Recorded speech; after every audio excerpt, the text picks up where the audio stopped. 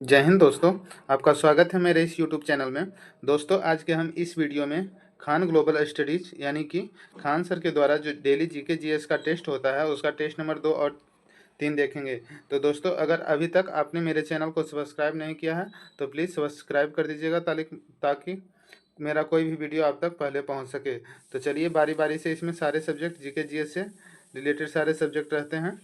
सारे सब्जेक्ट से total 50 question रहता है एक सेट में। तो इसमें ये सेट 2 भी देखेंगे और सेट 3 भी देखेंगे, यानी कि टोटल 100 क्वेश्चन देखेंगे इस वीडियो में। चलिए देखते हैं आज का पहला क्वेश्चन से स्टार्ट करते हैं साथियों। तो बताइएगा कि इलियड व ओडिसी ग्रंथों की रचना करने वाले विद्वान हैं कौन है, बताइएगा। इलियड व ओडिसी ग्रंथों की रचना करने वाले विद्वान कौन है? तो इसका सही आंसर हो जाएगा होमर है। होमर सही आंसर होगा, होमर है। इलियड व ओडिसी ग्रंथों की रचना करने वाले विद्वान होमर है।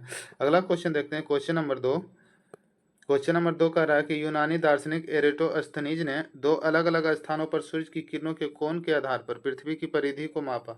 वो कौन से शहर थे? यानी कि बोल रहा है कि यूनानी दार्शनिक एरेटोस्थनीज ने 2 अलग अलग स्थानों पर सूर्य की किरणों के आधार पर पृथ्वी की परिधि को मापा है। तो वो शहर कौन थे, बताइएगा। 2 का आंसर कौन सा होगा? तो इसका सही आंसर हो जाएगा अलेक्जेंड्रिया व साइने। ये 2 शहर हैं जहाँ से पृथ्वी का परिधि को मापा था। पहला शहर है अलेक्जेंड्रिया और दूसरा साइने है। 2 शहर का नाम पूछ रहा था। चलिए तीसरा नंबर क्वेश्चन देखते हैं। इसरो ने अपने अध्ययनों में यह प्रकट किया कि घेम्पांग घाट हिमनदीय झील के आमास में 178% की वृद्धि हुई है। निम्नलिखित में से किस राज्य या संघ राज्य क्षेत्र में यह झील स्थित है?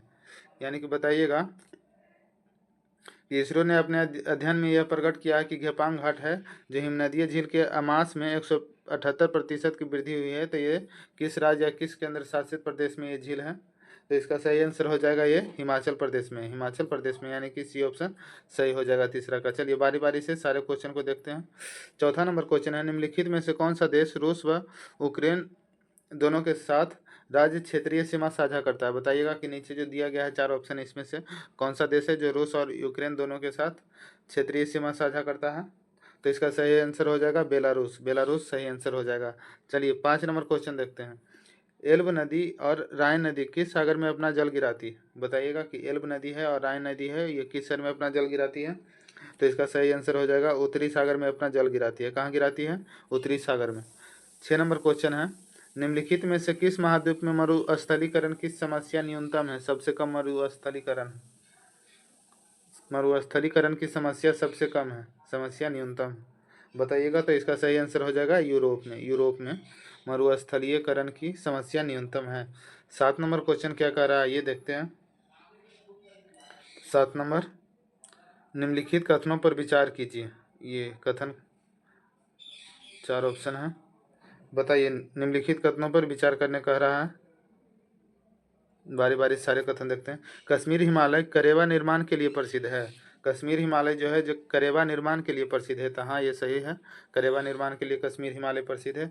दूसरा ऑप्शन है नालागढ़ दून सभी दोनों में सबसे बड़ा है। ये भी सही है कि नालागढ़ दून है जो सभी दोनों में सबसे बड़ा है। नामचा बर्मा पर्वत शिखर अरुणाचल हिमालय में स्थित है। ये भी सही है कि नामचा बर्मा पर्वत शिखर है जो अरुणाचल हिमालय में स्थित है। और ये फूलों की घाटी हिमाचल और उत्तराखंड हिमालय में स्थित है। नहीं, ये गलत हो जाएगा, डी ऑप्शन सही हो जाएगा। ये भी नालागढ़ दून सभी दोनों में सबसे बड़ा है, ये गलत हो जाएगा। बाकी ये सही है, फूलों की घाटी हिमाचल और उत्तराखंड हिमालय में स्थित है, ये सही है। सी सही है और ये सही है, ए सी और डी। बी ऑप्शन गलत हो जाएगा, नालागढ़ दून सभी दिनों में सबसे बड़ा नहीं है। तो इसका सही आंसर कौन हो जाएगा? ए सी डी, यानी कि सी ऑप्शन सही हो जाएगा, ये A C D C option. 8 number question बताइएगा। 8 नंबर क्वेश्चन कह रहा है कि भारत में कौन से क्षेत्र उत्तरी पूर्वी मानसून से वर्षा प्राप्त करते हैं?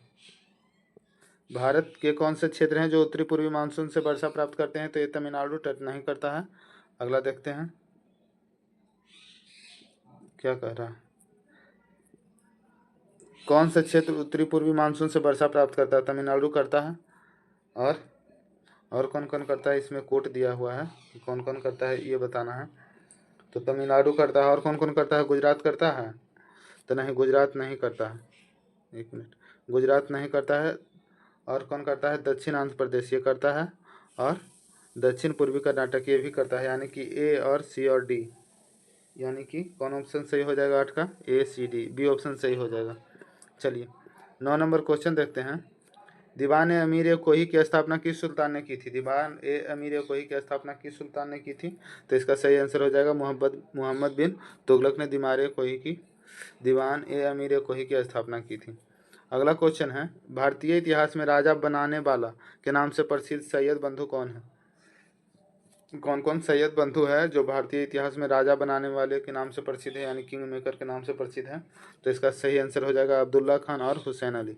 ये दो भाई हैं, दो बंधु हैं, सैयद बंधु हैं जो राजा बनाने वाले के नाम से प्रसिद्ध है, अब्दुल्ला खान सैयद बंधु। 11 नंबर क्वेश्चन है, ईस्ट इंडिया कंपनी को 3000 रुपये के बदले बंगाल में निःशुल्क व्यापार करने का अधिकार किसने दिया था? बताइएगा कि ईस्ट इंडिया कंपनी को 3000 रुपये के बदले में बंगाल में निःशुल्क व्यापार करने का अधिकार किसने दिया था? तो ये दिया था फर्रुखसियर ने। 11 का सी ऑप्शन सही हो जाएगा, फर्रुखसियर ने दिया था। 12 नंबर क्वेश्चन है, अशफाक उल्लाह खां को फांसी किस घटना के लिए दी गई थी? बताइएगा कि अशफाक उल्लाह खां को जो फांसी दी गई थी ये किस घटना के लिए दी गई थी? तो इसका था, अशफाक उल्लाह खां संबंधित है काकोरी ट्रेन डकैती से, यानी कि काकोरी ट्रेन डकैती के लिए अशफाक उल्लाह खां को फांसी दी गई थी। पूछेगा कि काकोरी ट्रेन डकैती कब हुआ था? तो ये हुआ था 9 अगस्त 1925 को हुआ था ये काकोरी ट्रेन डकैती। चलिए अगला 13 नंबर क्वेश्चन है, 1917 में क्रांति के समय 1917 के क्रांति के समय पूछता है रूस की क्रांति कब हुआ था? तो ये 1917 में हुआ था। तो वही है कि 1917 में रूस पर शासन करने वाला राजवंश का नाम था, क्या था? 1917 में रूस पर शासन करने वाला राजवंश का नाम पूछ रहा। तो कौन सा राजवंश हो जाएगा? रोमानोव वंश हो जाएगा, रोमानोव वंश। 14 नंबर क्वेश्चन है, इटली का तलवार किसे कहा जाता है? बताइएगा इटली का तलवार किसे कहा जाता है? इटली का तलवार किसे कहा जाता है? तो ये गैरिबाल्डी को इटली का तलवार कहा जाता है, गैरिबाल्डी। 15 नंबर क्वेश्चन है, भारत का संविधान सरकार की किस प्रणाली के साथ एक संप्रभु समाजवादी धर्मनिरपेक्ष लोकतांत्रिक गणराज्य है? बताइएगा कि भारत सरकार की किस प्रणाली के साथ एक, ये भारत का संविधान है जो भारत सरकार की किस प्रणाली के साथ एक संप्रभु समाजवादी धर्मनिरपेक्ष लोकतांत्रिक गणराज्य है? तो इसका सही आंसर हो जाएगा 15 के संसदीय प्रणाली के तहत। अगला क्वेश्चन 16 नंबर है, निम्नलिखित में से कौन भारतीय संविधान के प्रारूप के लिए जिम्मेदार संविधान सभा का हिस्सा नहीं है? बताइएगा कि कौन सा संविधान है जो भारतीय संविधान के प्रारूप के लिए जिम्मेदार संविधान सभा का हिस्सा नहीं थे? निम्नलिखित में से कौन भारतीय संविधान के प्रारूप के लिए जिम्मेदार संविधान सभा का हिस्सा नहीं थे? बताइएगा। तो इसका महात्मा गांधी आंसर हो जाएगा, महात्मा गांधी हिस्सा नहीं थे। 17 नंबर क्वेश्चन कह रहा, भारत के राष्ट्रपति पद के लिए चुनाव लड़ने के लिए उम्मीदवार की न्यूनतम और अधिकतम उम्र क्या है? अगर कोई व्यक्ति राष्ट्रपति का इलेक्शन लड़ना चाहता है तो उसके लिए न्यूनतम और अधिकतम एज पूछ रहा था। न्यूनतम तो 35 वर्ष है और अधिकतम का कोई सीमा नहीं है, यानी कि सी ऑप्शन सही हो जाएगा। चलिए 18 नंबर क्वेश्चन देखते हैं। 18 नंबर क्वेश्चन क्या कह रहा, आइए। जनता का कोई भी समस्या या लोगों का समूह पीड़ित व्यक्ति की ओर से अपने मौलिक अधिकारों की सुरक्षा के लिए न्यायालय का दरवाजा खटखटा सकता है, इसे कहा जाता है, क्या कहा जाता है? जनता का कोई भी समस्या या लोगों का समूह पीड़ित व्यक्ति की ओर से अपने मौलिक अधिकार की सुरक्षा के लिए न्यायालय का दरवाजा खटखटा सकता है, इसे जनहित याचिका का सिद्धांत कहा जाता है, जनहित याचिका का सिद्धांत। ये ऑप्शन सही हो जाएगा, 18 का ये ऑप्शन सही हो जाएगा साथियों। 19 नंबर क्वेश्चन देखते हैं, राष्ट्रपति के चुनाव के संबंध में सभी संदेहों और विवादों की जांच कौन करता है? बताइएगा कि राष्ट्रपति के चुनाव के संबंध में जो है सभी संदेहों और विवादों की जांच कौन करता है? तो इसका सही आंसर हो जाएगा सुप्रीम कोर्ट जांच करता है। राष्ट्रपति के चुनाव से संबंधित कोई भी संदेह या विवाद उत्पन्न होता है तो उसका सुप्रीम कोर्ट है जो जांच करता है। 19 का सी ऑप्शन सही हो जाएगा। 20 का बताइएगा, निम्नलिखित में से कौन सा अम्ल क्षारक सूचक नहीं है? कौन सा अम्ल है जो क्षारक सूचक नहीं है? तो इसका हो जाएगा स्टार्च पेपर है। ये देखिए स्टार्च पेपर है जो क्षारक सूचक नहीं है। अगला क्वेश्चन है, दंत क्षय डेंटल कैरीज का क्या अर्थ है? दंत क्षय का क्या अर्थ है बताइएगा। तो इसका दांतों का सड़ना दंत क्षय का अर्थ है। सी ऑप्शन सही हो जाएगा साथियों। 22 नंबर क्वेश्चन देखते हैं, सिलिकॉन कार्बाइड को निम्न रूप में भी जाना जाता है, किस रूप में जाना जाता है सिलिकॉन कार्बाइड को? तो इसको सिलिकॉन कार्बाइड को कार्बोरेंडम के नाम से भी जाना जाता है, कार्बोरेंडम के रूप से। ये देखिए कार्बोरेंडम के रूप में भी जाना जाता है किसको, तो सिलिकॉन कार्बाइड को। आइए अगला क्वेश्चन देखते हैं। भिन्न भिन्न द्रव्यमान की दो गेंदों की गतिज ऊर्जा बराबर है, ऐसे में सही कथन है। कौन सा सही कथन है, तो भारी गेंद का अधिक संवेग हो, ये कथन सही हो जाएगा। भिन्न भिन्न द्रव्यमान की दो गेंदों की गतिज ऊर्जा बराबर है, ऐसे में कौन सा कथन सही है, तो ये भारी गेंदों का अधिक संवेग होगा, संवेग है, ये बी ऑप्शन सही होगा। चलिए 24 नंबर क्वेश्चन देखते हैं। 24 नंबर क्वेश्चन क्या कह रहा है बताइएगा। यदि केश नली का व्यास दोगुना कर दिया जाए तो इसमें चढ़ने वाले जल की लंबाई क्या होगी। यदि केश नली का व्यास दोगुना कर दिया जाए तो इसमें चढ़ने वाले जल की लंबाई क्या होगी, जल की लंबाई आधी रह जाएगी, यानी कि बी ऑप्शन सही हो जाएगा, जल की लंबाई आधी रह जाती है। 25 नंबर क्वेश्चन है।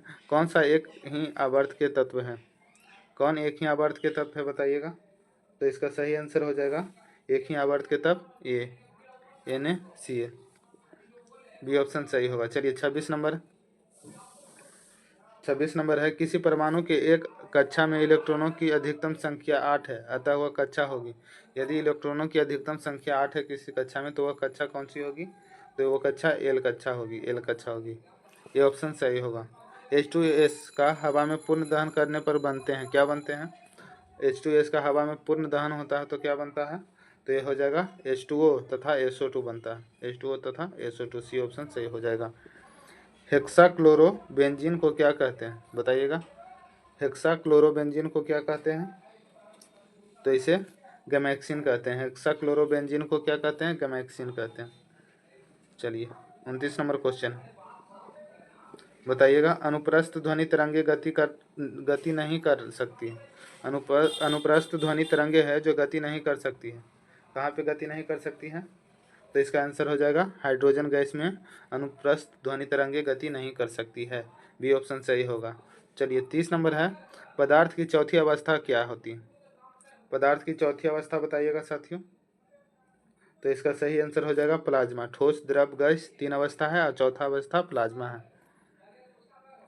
31 नंबर क्वेश्चन है। तुल्यकारी उपग्रह घूमते हैं पृथ्वी के गिर्द, बताइएगा। तुल्यकारी उपग्रह हैं जो पृथ्वी के गिर्द घूमते हैं, किधर से किधर, 31 का, तो ये हो जाएगा पश्चिम से पूरब घूमते हैं। तुल्यकारी उपग्रह घूमते हैं पश्चिम से पूरब, बी ऑप्शन सही हो जाएगा। अवतल लेंस से बना प्रतिबिंब हमेशा कैसा होता है, अवतल लेंस से बना प्रतिबिंब हमेशा, तो ये एफ व ध्रुव के मध्य होते हैं, सही है। छोटा होता है अवतल लेंस से बना प्रतिबिंब, ये भी सही। आभासी होता है, ये भी सही है। और सीधा होता है, ये भी सही है। यानी कि सी ऑप्शन सभी सत्य हैं, ये सही होगा। 32 का सी ऑप्शन सही होगा। 33 नंबर क्वेश्चन है। बृहदान्त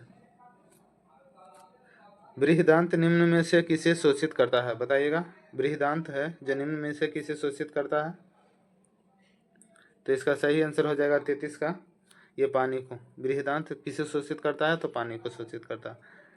अगला नंबर है। एक उड़ता हवाई जहाज दिखाई देता है। एक उड़ता हवाई जहाज कैसा दिखाई देता है, आप सभी देखे होंगे आकाश में जब हवाई जहाज उड़ रहा है होता है तो आपको नीचे से देखने पे कैसे दिखाई देता है, तो ये वास्तविक स्थिति से ऊंचा दिखाई देता है। वास्तविक स्थिति से ऊंचा, जितना स्थिति पे वो उड़ रहा होता है उससे और ऊंचा दिखाई देता है। क्रेडिट कार्ड को किस नाम से जाना जाता है, बताइएगा। क्रेडिट कार्ड को किस नाम से जाना जाता है, तो इसे क्रेडिट कार्ड को हम सब प्लास्टिक मनी भी कहते हैं। प्लास्टिक मनी के रूप में भी क्रेडिट कार्ड को जाना जाता है। क्वेश्चन ये भी आता है कि प्लास्टिक मनी किसे कहते हैं, तो क्रेडिट कार्ड को कहते हैं। अगला TD सेट निम्नलिखित में क्या है, 36 नंबर है। TD सेट निम्नलिखित में क्या है, तो ये ट्रिब्यूनल है, ट्रिब्यूनल है TD सेट। 37 नंबर क्वेश्चन है। आत्मनिर्भरता किस पंचवर्षीय योजना का उद्देश्य, बताइएगा। आत्मनिर्भरता जो है वो किस पंचवर्षीय योजना का उद्देश्य था, तो ये चौथी पंचवर्षीय योजना का उद्देश्य था। पहला सेट में भी इससे क्वेश्चन आया था पंचवर्षीय योजना से, यहाँ पे भी है कि आत्मनिर्भरता किस पंचवर्षीय योजना का उद्देश्य था, तो ये हो जाएगा चौथी पंचवर्षीय योजना का। टाइम पीरियड पूछता है साथियों, तो पहला का हो जाएगा कितना, पहला पंचवर्षीय योजना का 1951 से लेकर 56 तक हो जाएगा। दूसरा का कितना हो जाएगा, तो दूसरा का हो जाएगा 1956 से 61 तक हो जाएगा। और तीसरा का 1961 से 1966 हो जाएगा। और चौथा का हो जाएगा 1969 से 1974 तक। ये टाइम पीरियड है 4 पंचवर्षीय योजना का। टाइम पीरियड भी पूछता है कि पहला पंचवर्षीय योजना का कार्यकाल कितना था, टाइम पीरियड क्या था, दूसरा का क्या था, तो इसलिए ये बता दिए। चलिए अगला क्वेश्चन देखते हैं। विनिवेश विभाग किसके अंतर्गत आता है, बताइएगा। ये जो विनिवेश विभाग है वो किसके अंतर्गत आता है, तो इसका सही आंसर होगा वित्त मंत्रालय के अंतर्गत आता है विनिवेश विभाग। अगला क्वेश्चन है 39 नंबर। वर्षा के अलावा भारत में सिंचाई का अन्य साधन क्या है। वर्षा से भी सिंचाई होता है, उसके अलावा पूछ रहा है कि भारत में सिंचाई का अन्य साधन क्या है, तो ये हो जाएगा ट्यूबवेल वर्षा के अलावा भारत में सिंचाई का साधन है। सेबी के बारे में कौन सा कथन असत्य है, बताइए कि सेबी के बारे में कौन सा कथन असत्य है, गलत है। तो यह बाजार नियामक है, ये सही है। यह वैधानिक निकाय है, ये भी सही है। इसका अध्यक्ष राष्ट्रपति द्वारा नियुक्त होता है, नहीं, ये गलत है दोस्तों, असत्य पूछ रहा था, सी ऑप्शन सही हो जाएगा। 41 नंबर क्वेश्चन देखते हैं। चलिए 41 नंबर क्वेश्चन क्या कह रहा है कि कौन से सत्य है, सत्य कौन सा ये है, कौन सा सत्य है ये बताना है हम सबको। तो चलिए देखते हैं। इस क्या कह रहा है, राष्ट्रीय कौशल विकास निगम द्वारा हाल ही में प्रारंभ हुए महिला उद्यमिता कार्यक्रम के संदर्भ में पूछ रहा है कि राष्ट्रीय कौशल विकास निगम द्वारा हाल ही में प्रारंभ हुए महिला उद्यमिता कार्यक्रम के संदर्भ में कौन सा विचार सही है। तो इस कार्यक्रम का उद्देश्य 25 लाख महिला उद्यमियों को कौशल, ज्ञान, संसाधन और वित्तीय अनुदान प्रदान करके सशक्त बनाना है, ये सही है। एनएसडीसी तथा NIES बोर्ड संयुक्त रूप से निःशुल्क ऑनलाइन उद्यमिता कोर्स प्रदान करेंगे, ये भी सही है, यानी कि दोनों सही है, यानी कि सी ऑप्शन सत्य है, तो दोनों सही है, सी ऑप्शन सही हो जाएगा। चलिए 42 नंबर क्वेश्चन देखते हैं। भारतीय वायुसेना द्वारा पहला बहुराष्ट्रीय वायु सैन्य अभ्यास तरंग शक्ति की मेजबानी किन शहर में कर रही है, बताइए कि भारतीय वायुसेना द्वारा जो है पहला बहुराष्ट्रीय वायु सैन्य अभ्यास तरंग शक्ति, ये बहुराष्ट्रीय वायु सैन्य अभ्यास का नाम है तरंग शक्ति, की मेजबानी किस शहर में कर रही है। तो इसका सही आंसर हो जाएगा ये सुलूर और जोधपुर में। अगला क्वेश्चन है 43 नंबर। केंद्रीय शिक्षा मंत्रालय ने किस क्लास वर्ग के लिए बैगलेस डे के दिशा निर्देश की घोषणा की है। किस क्लास के लिए बैगलेस डे यानी बिना बैग के स्कूल जाएंगे बच्चे, उसका घोषणा की है। तो कक्षा 6 से 8 तक, कक्षा 6 to 8 तक के विद्यार्थियों के लिए। 44 नंबर क्वेश्चन है।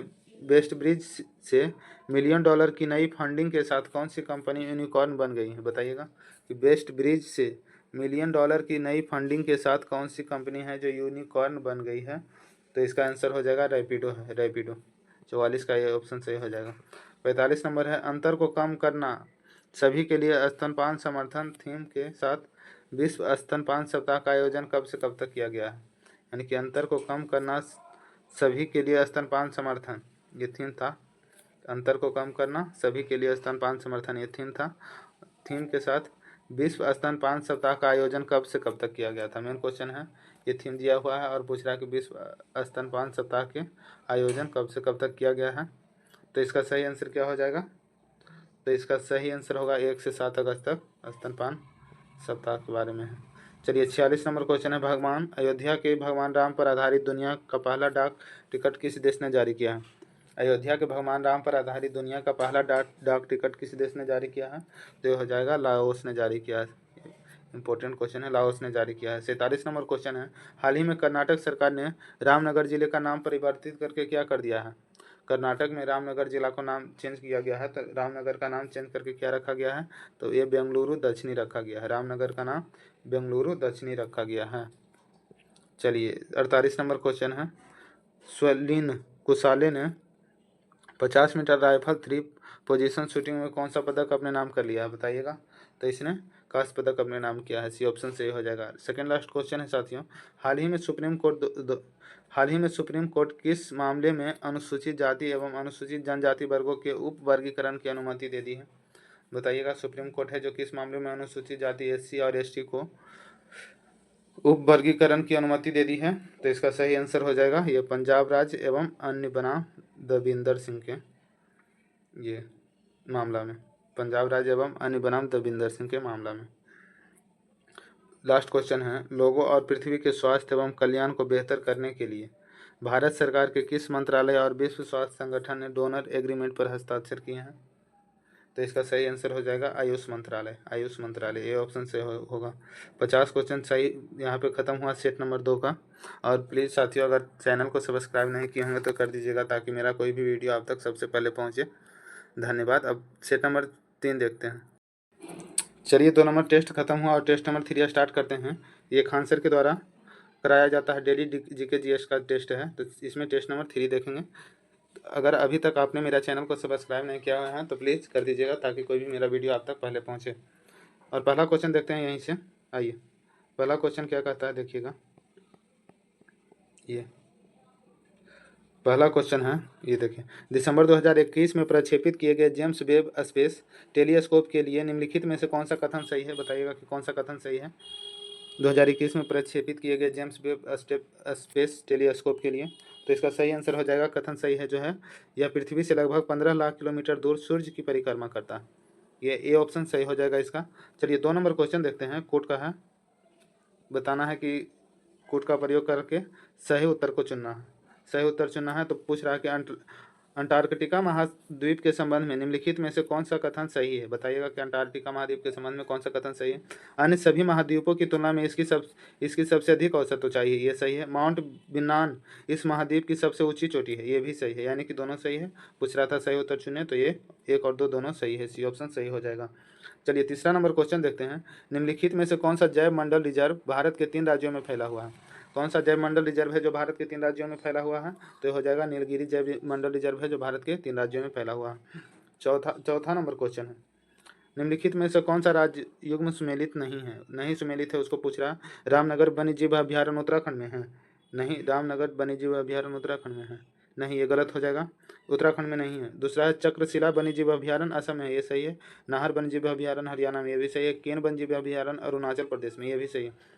तो है रामनगर वन्यजीव अभ्यारण्य किस राज्य में है? तो ये हो जाएगा जम्मू कश्मीर में है, जम्मू कश्मीर में है, उत्तराखंड में नहीं होगा। यही सुमेलित नहीं है पूछ रहा है, तो ये मतलब ये सुमेलित नहीं है, इसलिए ए ऑप्शन सही होगा, ए ऑप्शन सही होगा। चलिए, 5वां नंबर क्वेश्चन देखते हैं साथियों। 5वां नंबर क्वेश्चन क्या कहता है? 5वां नंबर क्या कहता है? सही उत्तर चुने। 5वां नंबर है सही उत्तर चुनने बोल रहा है। लक्षद्वीप में नारियल उत्पादन के संबंध में निम्नलिखित में से कौन सा कथन सही है? लक्षद्वीप के बारे में नारियल उत्पादन से संबंधित है। तो भारत में प्रति हेक्टेयर उत्पादकता सबसे अधिक है लक्षद्वीप का। भारत में प्रति हेक्टेयर उत्पादकता सबसे अधिक है, हाँ ये सही है। प्रति हेक्टेयर में सबसे अधिक लक्षद्वीप में है। गिरी नट, जिसे नट भी कहते हैं, गिरी में तेल की मात्रा विश्व में सबसे अधिक है, तो ये भी सही है। यानी कि पूछ रहा है कि कौन सा सही है, तो पहला और दूसरा दोनों सही है। पहला और दूसरा दोनों सही है। कौन सा ऑप्शन हो जाएगा? सी ऑप्शन सही हो जाएगा, सी ऑप्शन सही हो जाएगा। आइए, 6ठा नंबर क्वेश्चन देखते हैं। 6ठा नंबर क्वेश्चन क्या कह रहा है? ये देखिए, 6ठा नंबर क्वेश्चन क्या कह रहा है साथियों।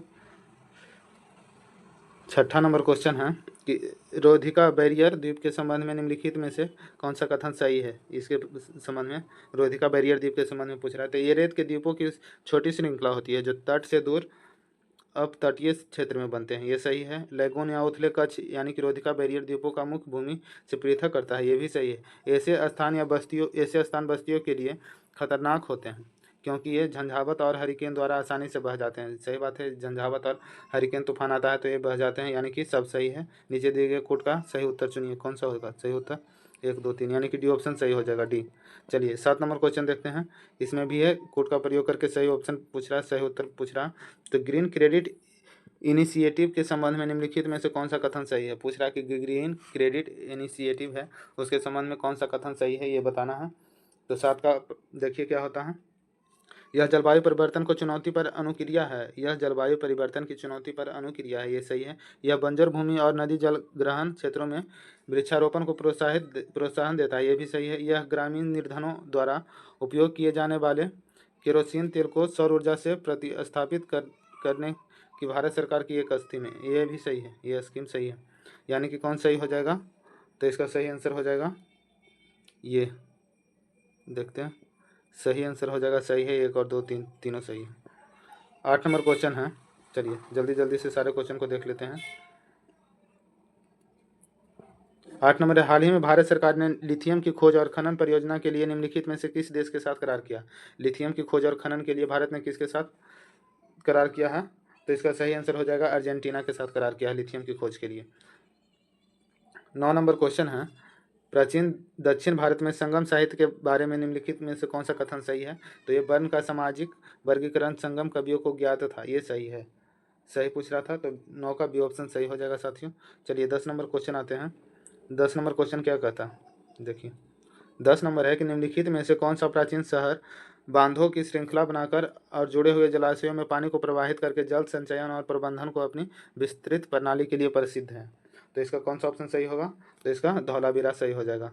जल संचयन और प्रबंधन को अपनी विस्तृत प्रणाली के लिए प्रसिद्ध है धौलावीरा। अगला क्वेश्चन है 11 नंबर क्वेश्चन क्या कह रहा है, आंध्र प्रदेश के मदनपल्ले के संदर्भ में निम्नलिखित में से कौन सा कथन सही है? आंध्र प्रदेश के मदनपल्ले के संबंध में कौन सा कथन सही है? तो इसका सही कथन हो जाएगा, रविन्द्रनाथ टैगोर ने राष्ट्रगान का बंगाली से अंग्रेजी में अनुवाद किया था, ये सही है। रविन्द्रनाथ टैगोर ने राष्ट्रगान का बंगाली से अंग्रेजी में अनुवाद किया था, ये सही हो जाएगा। 12 नंबर क्वेश्चन है, 12 नंबर है, प्राचीन भारत के विद्वान साहित्यकारों के संदर्भ में कौन सा कथन सही है बताना है? तो ये पाणिनि का संबंध पुष्पमंत्र शुंग से है, गलत हो जाएगा। अमरसिंह का संबंध हर्षवर्धन से, ये भी गलत है। कालिदास का संबंध चंद्रगुप्त द्वितीय से है, ये सही है। यानी कि केवल 3 ऑप्शन सही हो जाएगा, केवल सी ऑप्शन सही होगा, 12 का ऑप्शन सी हो जाएगा। चलिए 13 नंबर क्वेश्चन देखते हैं, निम्नलिखित में से उभरा हुआ मूर्तिकला शिलालेख में अशोक के पत्थर चित्र के साथ सरानियों अशोक यानी कि राजा अशोक का उल्लेख किया गया है, किस में मूर्तिकला शिलालेख में?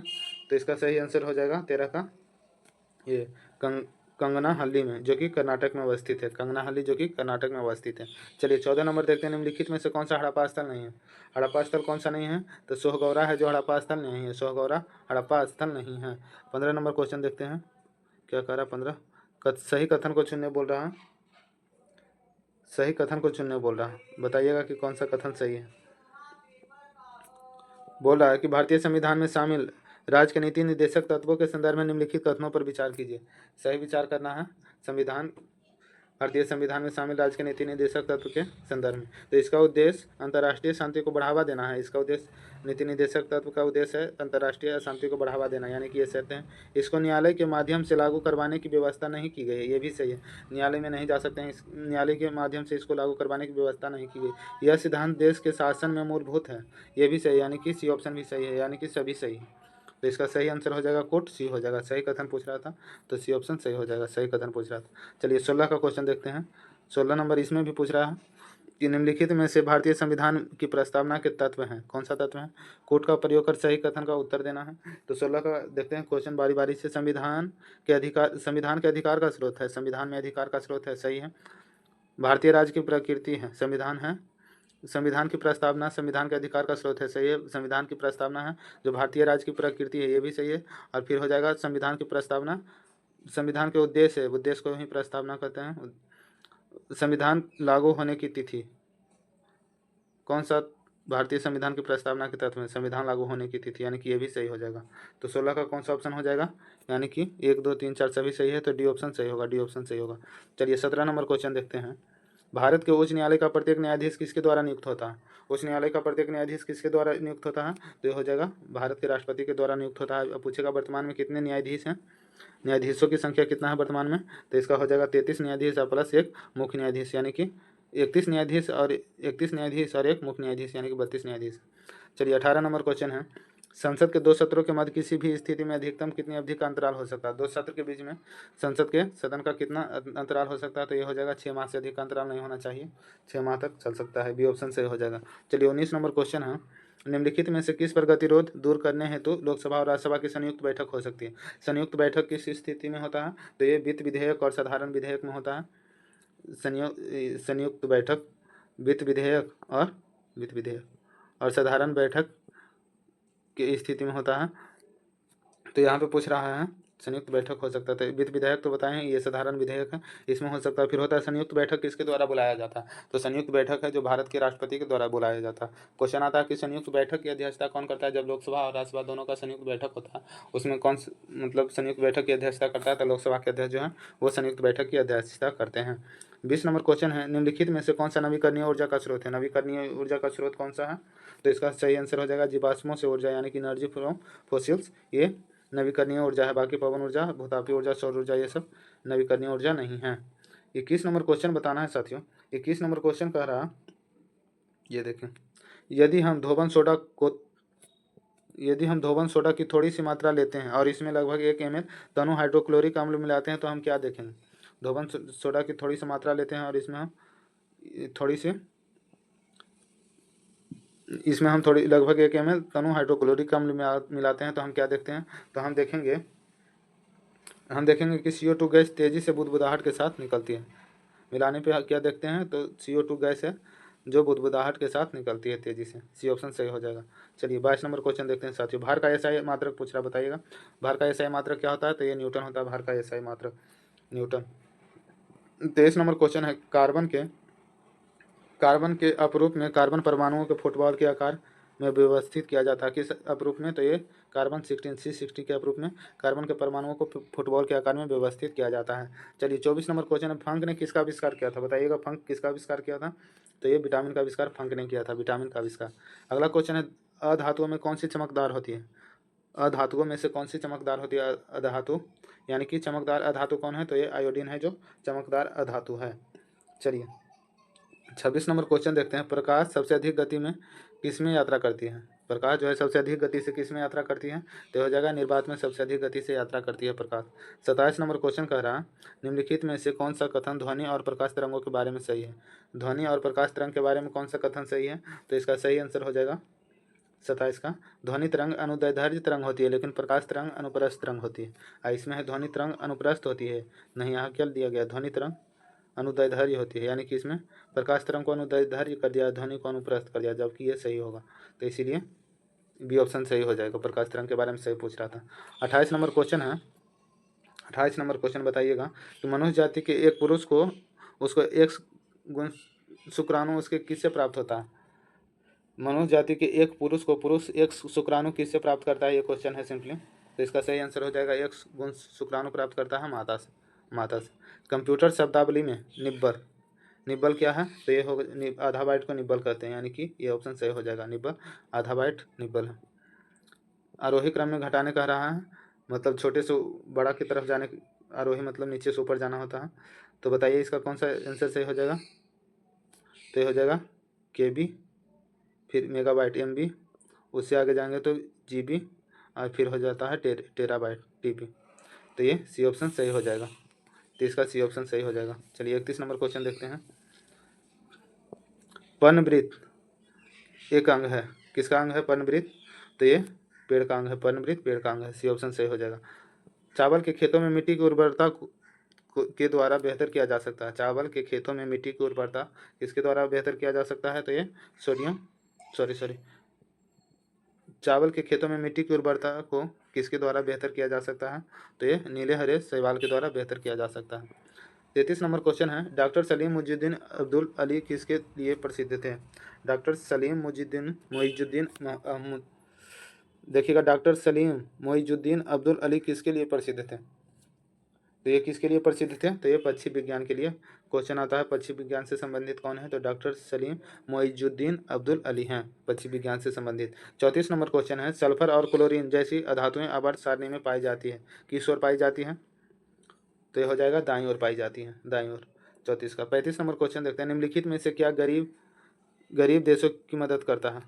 कौन सा ये नीचे दिया गया है, इनमें से कौन सा ये है जो गरीब देशों को मदद करता है। तो ये IDA है जो गरीब देशों को मदद करता है। दोस्तों अगर अभी तक आपने मेरा चैनल को सब्सक्राइब नहीं किया तो प्लीज़ सब्सक्राइब कर दीजिएगा, ताकि मेरा कोई भी वीडियो आप तक पहले पहुंचे, और वीडियो अच्छा लगता हो तो प्लीज़ मेरे इस वीडियो को लाइक कर दीजिएगा। अगला क्वेश्चन देखते हैं, 1 मिनट। 36 नंबर, भारत की कौन सी पंचवर्षीय योजना हेराल्ड डोवर पर आधारित है। पंचवर्षीय योजना 3 सेट में आ गया, पहला में भी, दूसरा में भी, तीसरा में, और पहला में बताया, दूसरा सेट में भी बताए भी थे आपको कि ये पहली पंचवर्षीय योजना का कार्यकाल 1951 से 56 था, और तीसरा का 61 से 66, चौथा का 69 से 74 था। ये नहीं बताए थे ताकि ये उस ऑप्शन में था ही नहीं, इसलिए तो इसका ये रख लीजिएगा टाइम पीरियड। तो बताइए पंचवर्षीय योजना जो हेराल्ड डोमर मॉडल है वो किस पर आधारित था। तो ये था पहला पंचवर्षीय योजना को ये हेराल्ड डोमर मॉडल पर आधारित था। तो ये किससे संबंधित था, कृषि से संबंधित था पहला पंचवर्षीय योजना। 37 नंबर क्वेश्चन देखते हैं, दोहरी अर्थव्यवस्था के क्या लक्षण। दोहरी अर्थव्यवस्था के क्या लक्षण हैं। दोहरी अर्थव्यवस्था कृषि और उद्योग का अस्तित्व, सही है। निर्वाह खेती के साथ वाणिज्यिक कृषि का अस्तित्व, ये भी सही है। निर्वाह खेती और पारंपरिक हस्तशिल्प के साथ आधुनिक उद्योग और वाणिज्यिक कृषि, ये भी सही है, यानी कि सभी सही है, सभी सही है। ये देखिए डी ऑप्शन सभी सही हो जाएगा। 38 नंबर क्वेश्चन हो जाएगा, एस मराठे समिति किससे संबंधित है? एक समिति था, उसका नाम था एस मराठे, एस मराठे, एक मिनट, एस मराठे, बताइएगा किससे संबंधित है एस मराठे संबंधी समिति? तो ये शहरी सहकारी बैंक से संबंधित है एस मराठे समिति। 39 नंबर क्वेश्चन है, भारतीय रेल द्वारा चलाई गई कम किराए की पहली वातानुकूलित रेलगाड़ी गरीब रथ किस शहर के बीच चलाया गया था? लालू यादव के समय में चलाया गया था पहली भारतीय रेलगाड़ी कम किराए के साथ। वातानुकूलित में शेषी होता है, यानी कि कम किराए के साथ, इसका नाम गरीब रथ था। तो कहाँ से कहाँ तक चला था ये? तो ये हो जाएगा सहरसा से अमृतसर तक चला था, बिहार के सहरसा से पंजाब के अमृतसर तक चला था। चलिए 40 नंबर क्वेश्चन है, भारत में संगठित मनी मार्केट का सबसे सक्रिय साधन निम्नलिखित में से है, कौन सा? भारत में संगठित मनी मार्केट का सबसे सक्रिय साधन कौन सा है, बताइएगा। 40 का ये ट्रेजरी बिल है जो सबसे सक्रिय साधन है। 41 नंबर क्वेश्चन है, 41 नंबर क्वेश्चन, वियतनाम के प्रधानमंत्री ने भारत की राजकीय यात्रा की है, इस संदर्भ में निम्नलिखित कथन पर विचार कीजिए, तो बताइएगा। 2024-25 की अवधि के दौरान व्यापक राजनीतिक साझेदारी के कार्यान्वयन के लिए कार्य योजना को अपनाया, यह गलत हो जाएगा, नहीं अपनाया। रक्षा खरीद के लिए भारत द्वारा 3 मिलियन अमेरिकी डॉलर की ऋण सुविधा देने पर भी समझौता हुआ है, ये सही हो जाएगा, यानी कि बी ऑप्शन सही होगा। सत्य पूछ रहा तो केवल 2 सही है, 41 के बी। चलिए 42 नंबर क्वेश्चन है, राष्ट्रीय हिंदी विज्ञान सम्मेलन 2024 का कौन सा संस्करण का आयोजन 30 से 31 जुलाई को हाल ही में संपन्न हुआ है? 30 से 31 जुलाई तक हाल ही में संपन्न राष्ट्रीय हिंदी विज्ञान सम्मेलन 2024 का कौन सा संस्करण समाप्त हुआ है? तो इसका सही आंसर हो जाएगा ये चौथा संस्करण समाप्त हुआ है, बी ऑप्शन सही होगा। 43 का देखते हैं, जुलाई तक वित्त वर्ष 2024-25 के लिए रिकॉर्ड कितने आयकर रिटर्न दाखिल किए गए हैं?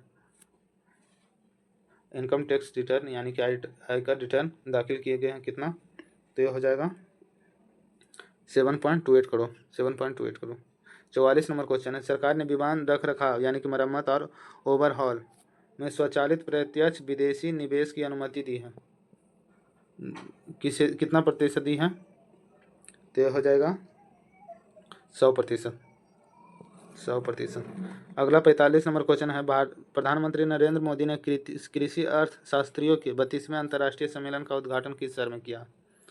बताइए किस शहर में किया है कृषि अर्थशास्त्रियों के 32वें इंटरनेशनल सम्मेलन का उद्घाटन?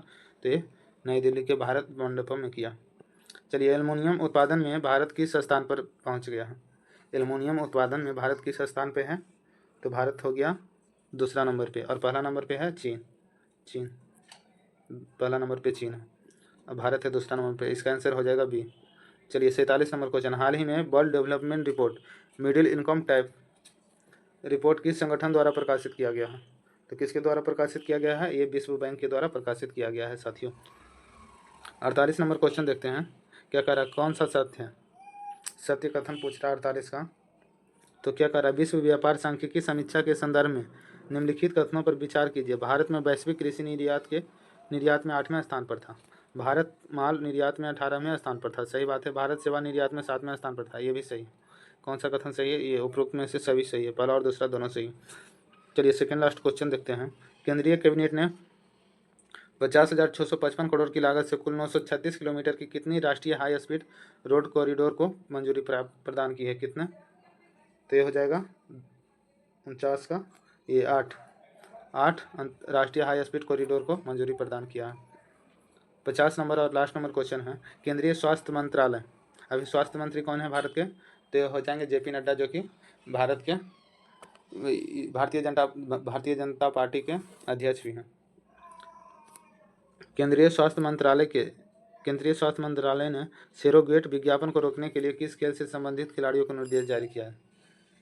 तो किसको जारी किया है? तो ये क्रिकेट संबंधित खिलाड़ियों को निर्देश जारी किया साथियों। यहाँ पे सेट 3 का टोटल क्वेश्चन हम समाप्त हुआ। और वीडियो कैसा लगा होगा बताइएगा, वीडियो अच्छा लगा होगा तो प्लीज़ लाइक करिएगा और चैनल को सब्सक्राइब कर दीजिएगा ताकि मेरा कोई भी वीडियो आप तक पहले पहुँचे। धन्यवाद।